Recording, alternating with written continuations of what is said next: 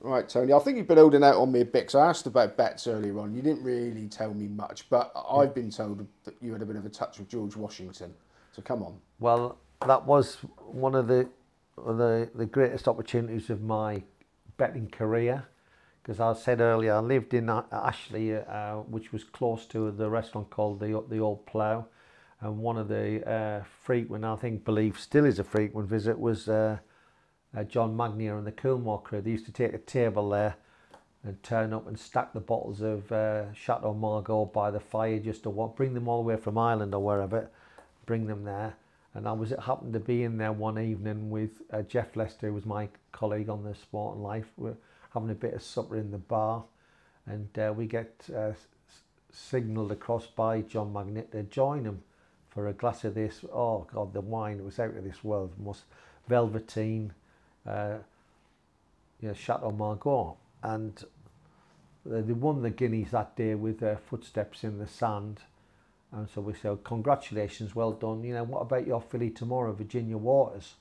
And John kindly said, he said, oh, we think she's got a very good chance. And she did indeed win the Guineas. But he said, the one you lads want to be interested in is George Washington. And we're thinking, what?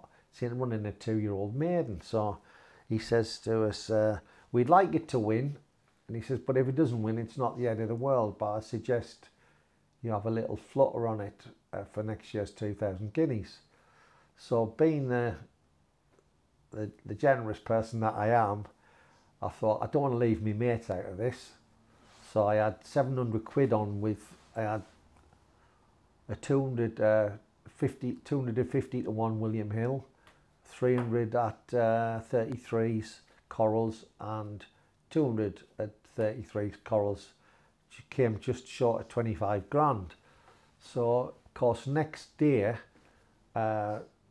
George decided he'd finish third to League Champion, it was called. And then obviously trying to dispose of the bet was not going to happen. Well, I didn't want to buy a horse that, for next year's Guineas, that has finished third in the Newmarket maiden at the Guineas meeting. So I was stuck with the bet, but of course he then went and won the Phoenix Stakes by 8 lengths, he won the National Stakes, he won the Dewhurst, and that anti-post voucher was looking obviously a hell of a lot rosier. And I actually laid off some of it to cover my stake to my good friend Martin Raymond, who people might know as the punter. I give him a 5,000 at 1,000, and just couldn't wait for the winter to come through. I was on duty that day at the Rolling Mile working for the paper, and he was 6-4 favourite for the Guineas. Well, anyone who knows the press room, it's quite long, and I was absolutely, I think I took the roof off, to be honest with you. I was hollering that much, and just when he went past, I went bang, and just hit the clear glass window. It's just a kiss. I was kissing everybody. My daughter Lauren was downstairs with her friends, and I immediately ran down and said, there's me card. I says, just get everybody champagne. We had a party for a week, and then I was living on my own with the 3 children at the time, and my ex-wife did help out a lot, but I took Lauren and Megan to Sorrento, Naples, Capri for a holiday. Then my youngest one, she had a sort of exchange thing. Took her to Fort Lauderdale in the autumn, and then I went to Australia for 3 weeks on my own. So the money was well spent, but it was a great time, Yeah, we've got to mention, I hope you don't mind me mentioning that, it sounds like you've had the life of Riley, but actually you've had to be a bit of a survivor, because you were left with 3 children, and the sporting life shut down. So tell us a bit about the downside. Yeah, it was the downside to it was that when the sporting life closed in 1998, there was 2 of us. There was Tom Goff and myself, and neither of us wanted the other one to lose their job. I had 3 kids on my own. his wife was pregnant, and we were hoping they might keep both of us on, but it wasn't going to happen, you know. And so it was virtually like it was like a short head between losing the kids and losing my house. And thankfully, Tom Goff got a job as a bloodstock agent, and they were looking for a Newmarket correspondent, and I got my job back, you know, and that carried on great for about, I think I worked for the Racing Post for about 11 years, but I fell foul of the drink driving laws and lost my job, so I was thrown into turmoil again. It was obviously my own fault, but you know, that was, you know, I think I could have quite survived doing the position by employing a driver at the time, but they weren't interested. And then I obviously got the job with Tom Quealy, was his agent. I did some agenting work for Martin Harley, and you remember Merkel with the flying. He was a very good jockey, but I think he annoyed Mark Johnson, because he put his hands out like that in the closing stages of a Group 2 race in Germany, and bearing in mind that when he actually rode a race circuit too early once at Wolverhampton, and Mark Johnson was quite happy to forgive him for that mistake, you know. But you know, so I've survived. I know, you know, I've sort of. You were quite close to Lester Piggott. Yeah, Leicester. That was during the time when I was on the Sporting Life, and it was. I used to sort of like through writing a column with him. I used to bring him cigars back from Cuba or so. If I went to Cuba or somewhere, I'd come back and I'd bring him some cigars. But the first time I went down to see the old devil, we were doing Goodwood Week, and he had to do a tipping column. So he goes, yeah. Tony, I think sorry about the impersonation, but he goes, Barney Curley will win the first one, and I says, what are you on about, Leicester? I says, got no chance. I says, David Lord has got a 2-year-old in there. I says, they want to see which end of it's going past the winning post, you know. And do you think so? So yeah, tip that one.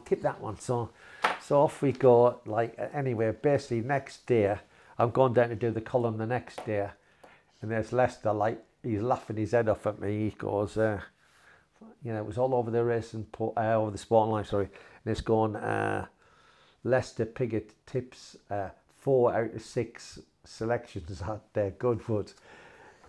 I'm saying, fucking great, this, isn't it? He says, you're doing all the work and tipping all the winners, and I'm getting all the money. So. But he was, and I saw him right to the end. I mean, I was friendly with his son. His son went to nursery with my youngest daughter, and I was at the champions meeting. I took some friends in, and I said, "Do you know Lester Big?" I said, "You watch this," and I says, "Lester," and I goes, "Come," and there's me and him arm in arm, like, you know. So it was great, man. I mean, I must, if I don't do anything else, I must pay tribute to his family, the Haggis family, and Jamie Piggott for the memorial service in Chelsea last just before Christmas. Absolutely brilliant, the whole show. Just, I mean, if Lester was looking down, he would say, class act. Yeah, that's the way he wanted to do it, and I thought, great. I was so proud to be there. And Newmarket has been your home for what? 32 years now, 33 years, yeah. So how much has it changed in that time? Oh, an awful lot, you know. It was, you dreamed of coming here one time, you know. It had just had that mystique about it, but that's disappeared. It's not half as nice a town as it used to be. I used to like when they have the craving in midweek, and you go on, you know, that sort of thing, and the same, those meetings that ended, you know, it'd be Tuesday, Wednesday, Thursday sort of thing, you know. But it's not as nice a town as it was, you know. There's plenty of characters here. Are there any other characters that spring to mind that you got any stories about? Oh well, well, probably the most famous one is Barney Curley, and again, I was a bit annoyed this time because my neighbour was Andrew Stringer, and Andrew used to sort of nip into my house in Ashley and drink my eggs or brandy, him and his wife. But obviously, you know that Barney was very, very secretive. And one day, I've never seen so many £50 notes in Andrew's house. Magic combination one at Sandown.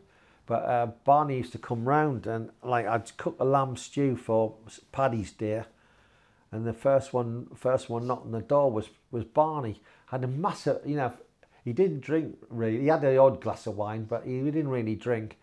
But God, could he eat? So he'd give him one bowl, he'd go, can I have another one? You know, I say, help yourself, Barney. You know, Bumpy had another one, and he would even have a third one. And Tom Queely used to entertain him, so up to right the way up until his death, you know. And he was a great character. He'd come round, he'd sit next to me, and we'd take the piss out of each other. And I remember him saying, he says, with a cigarette, win double, Tony. I says, what's that? He says, you and Jerry Minnesota were your choice of women. Great, priceless. I still go. I went up to his grave just to have a few words, you know, last year, you know, just to, because I did, you know, I think it was misunderstood amongst some people, but wonderful character. That's what's missing in the game now. People like him, you know, and all this betting business now. You know, he would be, well, I can't remember who he said this to, but he said the best time in the game was when he was gone. You know, some of them bets he was getting on were phenomenal, you know, and some of the coups he landed, amazing, you know. But good luck to you, Barney. Yeah, good old Barney. He's one that got away for these interviews. Yeah. Getting to the end of the interview with you now, Tony. What are you doing at the moment? I do stable tours for at the races. I've just recently been down to Nicky Henderson's, Dan Skelton's, and I've interviewed Emma Lavelle. This week I'm trying to get all the Richard Newland, and then Monday we've got the Nichols pre-Cheltenham stable tour. Do a bit of racing, just keep myself busy, have a few bets, just try and nick a few quid here and there, and just basically survive, because that's what I am. I'm a survivor. And you write a book? Yeah, I'm starting to write a book. I just thought it needs to be done. I went to see Sir Mark to have a look at it. There's a book called Men and Horses I Have Known, written by the Honourable George Lampton, and he was the son of Lord Durham. Well, I was the son of a miner called Sam, who was my hero. So I'm going to do it from like the punk rock perspective. Brilliant. Yeah. So we look forward to that. And let's hope so. Yes, let's hope it's an epic. I'm sure it will be. Yeah. Anyway, Tony Elves, thanks very much for your time. My pleasure. I hope your viewers enjoy this, and I'm sure they will. Thank you very much. My pleasure.